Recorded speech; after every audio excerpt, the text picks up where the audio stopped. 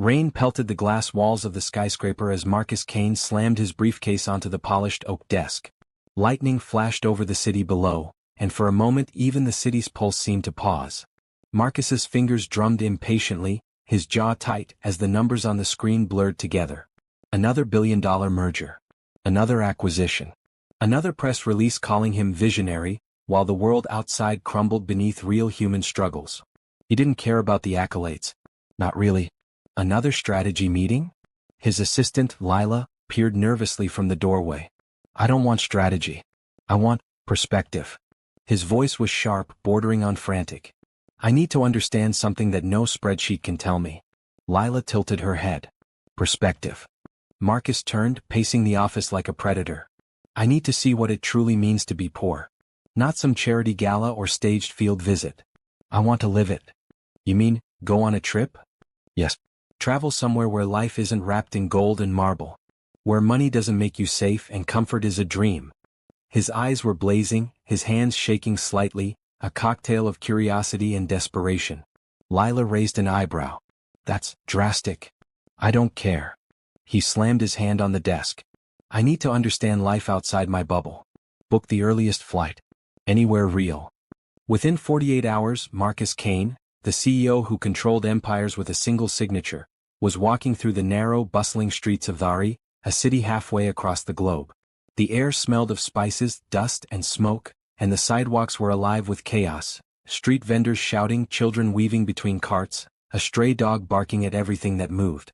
He clutched a worn backpack instead of his usual leather briefcase, dressed in simple clothes he'd never imagined wearing outside a film set. His first encounter with poverty was immediate and unforgiving. He reached for a small bottle of water at a street stall, and the vendor, a wiry man with sharp eyes, asked for 50 rupees. Marcus handed over 100, only to realize halfway through the transaction that he had no change, and the man gave him a flat stare. You pay exact, the man said, voice hard but not unkind. Marcus swallowed, nodding. Of course. Sorry. The first night was worse. He found a room with a cracked ceiling and a fan that rattled like a dying machine. The mattress was thin, the sheets worn. A cockroach scuttled past him and he fought the urge to throw up. Every instinct screamed at him to leave, call his driver, and fly back to his penthouse. But he stayed. By the second day, Marcus attempted to buy a simple meal at a roadside stall. He watched a woman cook over an open flame, her hands blistered, the smoke burning her eyes, and when he reached for his wallet, he hesitated. Something in her eyes, a quiet endurance, made him feel exposed. He realized he had never seen anyone survive like this, truly survive. Not with comfort, not with privilege. Food's done, the woman said, smiling despite exhaustion. Eat quick before it gets cold. Marcus forced a smile, sat on the curb like everyone else and tried the rice and lentils. The taste was simple but enough to fill the emptiness gnawing inside him. Not hunger but something deeper, a hollowness that his wealth had never touched. By the end of the first week, Marcus was exhausted, frustrated, and increasingly self-conscious. Every transaction, every interaction reminded him of his ignorance. He tried to bargain for a bus ticket and misread the local etiquette, angering the conductor. He attempted to fetch water from a public tap and got into an argument with a child who claimed the line first. Each failure chipped away at his arrogance.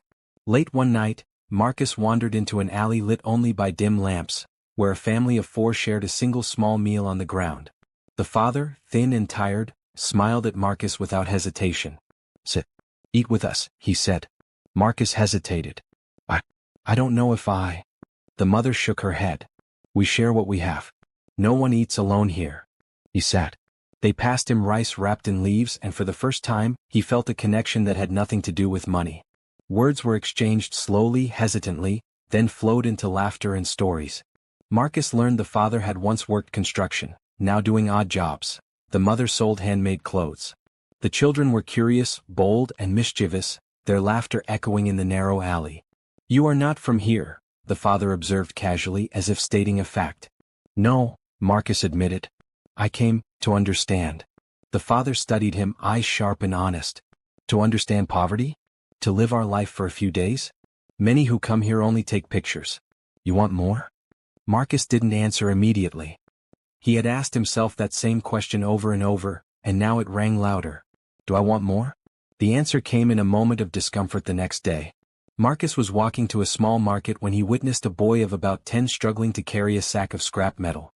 His hands were bleeding, and when he tripped, the metal spilled and he began to cry quietly. No adult intervened immediately. Marcus ran forward instinctively, lifting the sack and helping the boy. The boy looked up, wary at first, then smiled weakly. "Thank you, sir." The word "sir" felt alien. Marcus realized that in his world, people rarely said, "thank you," without expectation. Here it was pure. By the 10th day, Marcus's encounters escalated. He was asked to fetch water from a well miles away, work in a small food stall for a day, and even help repair a broken bicycle for a child who depended on it for school. Each task wore him down physically, mentally, and emotionally, but also built a new understanding, one that no luxury could teach. One evening, sitting on the curb with his first genuine meal of the day, rice, lentils, and a few vegetables, he spoke with the father again. "You look tired," the man said gently. "I am," Marcus admitted, wiping sweat from his brow. "But I feel something I've never felt before." "Respect?" the father asked. Marcus laughed softly, shaking his head. "I think humility, gratitude, guilt. Guilt? Yes. For having so much and never truly understanding the world." The father nodded slowly. "Understanding takes more than days, friend. But maybe this is where it begins." As the sun set, Marcus realized the transformation wasn't just about seeing poverty, it was about feeling it. Feeling the fragility of life, the strength of those who had nothing but resilience, and the depth of connection that wealth had always shielded him from. By day 13, his attempts to navigate the city without money or comfort had escalated into small crises. He got lost, arguing with taxi drivers who didn't believe his story, got food poisoning from something he ate too quickly, and narrowly avoided a petty theft. Each challenge left him physically drained, but mentally alive in ways his penthouse never had. One evening, he found himself back in the alley with the family. The children ran to him immediately, their faces bright. "Marcus, come eat with us."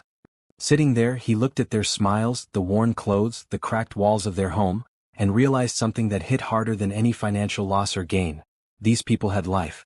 Their laughter, struggles, and love were real and unfiltered. He had money, titles, and power, but what did that mean compared to human connection? "You should stay longer," the mother said, passing him another portion of food. I can't," he admitted. "My life. I have responsibilities. But I will never forget this. I promise." The father placed a hand on Marcus's shoulder. "Then remember what you have learned here and use it wisely. That is more important than wealth." Marcus nodded. That night, as he lay on the thin mattress in his tiny rented room, he realized that the journey had changed him irreversibly. For the first time, he understood the weight of a life without privileges, and the beauty of resilience that money could never buy. And as he drifted into an uneasy sleep, he made a silent vow. This would not be just an experiment. He would take what he had learned and act on it. Not for recognition, not for headlines, but for real change. Backhand index pointing up. Marcus woke to the sound of rain hammering the tin roof of his tiny rented room. His body ached from the previous day's labor, lifting bricks, carrying water, and repairing walls with hands raw and blistered, but he felt a strange vitality coursing through him. The city outside was alive with chaos. Children darting through puddles, vendors shouting over the storm, stray dogs yipping at every passerby. Today he had promised to help at a small riverside community, where recent flooding had destroyed homes and left families stranded. He swallowed hard, checking the small notebook where he had scribbled names and details of the families he had met. This wasn't a trip anymore. This was survival, and he was part of it now. He arrived at the flooded streets and immediately noticed the urgency. Water gushed through alleyways, soaking wooden planks that served as walkways. A young woman cried out for help as she tried to pull a soaked mattress from her home. Without thinking, Marcus ran to assist, slipping in the mud and nearly falling. A man beside him grabbed his arm and steadied him. "You do not belong here," the man said, voice rough with concern. Marcus shook his head, drenched, teeth chattering. I need to help." The man stared at him for a long moment, then nodded. "Then help, but stay alert." 4 hours, Marcus moved between homes, carrying belongings, helping children climb over slippery boards, and providing whatever aid he could. His muscles burned, his clothes were ruined, and rain plastered mud to his skin, but he didn't stop. He saw families huddled together, shivering yet still smiling at each other. He saw children sharing food they barely had, neighbors shielding strangers from water, and parents sacrificing warmth to keep their children dry. Late in the afternoon, he noticed a boy about 10 years old struggling to carry a small bundle of belongings through the flood. The boy slipped and water soaked him instantly. Marcus lunged forward, catching him just in time. The child's face was streaked with tears, fear, and relief. "You're okay," Marcus said, voice shaking. "I've got you." The boy clung to him, and Marcus realized something profound. No amount of money in the world could substitute for the human connection he was feeling now. His heart ached in a way it never had in boardrooms or penthouses. After the rescue, Marcus sat on a dry patch of street, drenched, exhausted, and mud-caked. A local woman approached him quietly, holding a small cup of tea. "You are not like them," she said softly. "You came here knowing nothing. And yet you stayed." Marcus looked at her, chest heaving. I don't even know what I expected. I thought I could understand by watching, by trying. But it's so much more. So much harder than I imagined." She smiled faintly. "Then you have begun to understand. You see the strength it takes to survive, to live, and to care." The next day, Marcus found himself at the edge of the river, helping reinforce temporary shelters with sandbags. He worked silently, listening to the city around him. Children laughing despite soaked shoes, neighbors arguing then reconciling, the faint aroma of food cooking over smoky fires. He realized that these people had nothing, no luxury, no safety net, but they carried life itself within them, resilient and unbroken. By the 15th day, Marcus's transformation was undeniable. He no longer hesitated to get his hands dirty, speak with authority humbly, or help without expectation. He had fallen into conversations with locals that stretched into the night, talking about dreams, fears, the unfairness of the world, and the rare moments of joy. One night, sitting with the father from the alley family, Marcus spoke quietly. "I came here to experience poverty, to understand it. But I've learned it's not just about hunger or lack. It's about fear, responsibility, hope, and connection. I've never felt anything like this before." The father studied him. "And now you feel it? Do you understand what you will do with it?" Marcus hesitated. I don't know yet. But I want to act. I want to help in ways that matter, not just write checks or sign papers." "You must remember," the father said, placing a hand on Marcus's shoulder, "poverty teaches patience, courage, and empathy. But only if you carry it beyond these streets. Only if you let it change you, not just your wallet." The following morning brought the final test. The monsoon rains had worsened, washing out bridges and collapsing roofs. Families were trapped, children cried, and panic spread. Marcus moved instinctively, coordinating efforts to rescue those stranded, working alongside locals he had come to respect and love. Every second was a race against rising water, every movement a test of endurance. A woman screamed from a collapsed roof. Marcus dove into the water, dragging her to safety. A child clung to his neck, shivering violently, and he held the boy tightly, murmuring reassurances. Around him, chaos raged, but he felt focused, purposeful. This was life without filters, without comfort, without certainty, and he was part of it. Hours later, soaked, exhausted, and bruised, he collapsed on a muddy embankment. The people he had helped gathered around him, offering blankets, food, and gratitude. For the first time, Marcus felt completely human, not powerful, not wealthy, not untouchable, but alive in a way that no office or bank account had ever provided. That evening, in the alley where it all began, the family gathered for one last meal together. The children ran to hug him, the mother's eyes glistened with tears, and the father's grip on his shoulder was firm, grounding. "You have learned," the father said softly. "Now take this knowledge and act. That is your responsibility." Marcus nodded, voice choked. "I will. I promise. This will not be wasted." The next day, back at his penthouse, the contrast was jarring. The lights were bright, the city sprawling, the comfort immediate, but Marcus felt a void in the luxury. He walked through the office, touched nothing, and instead pulled out a notebook, drafting plans. Sustainable schools, clean water initiatives, community programs that empowered rather than simply gave. He didn't want recognition, he didn't want headlines. He wanted impact. He paused, staring at the skyline, and then turned toward the camera. If this story touched you, if it opened your eyes even a little, subscribe for more journeys like this. Comment below, what would you do if you stepped into someone else's shoes? And don't forget to like this video. Sharing stories like this can change perspectives and even inspire action.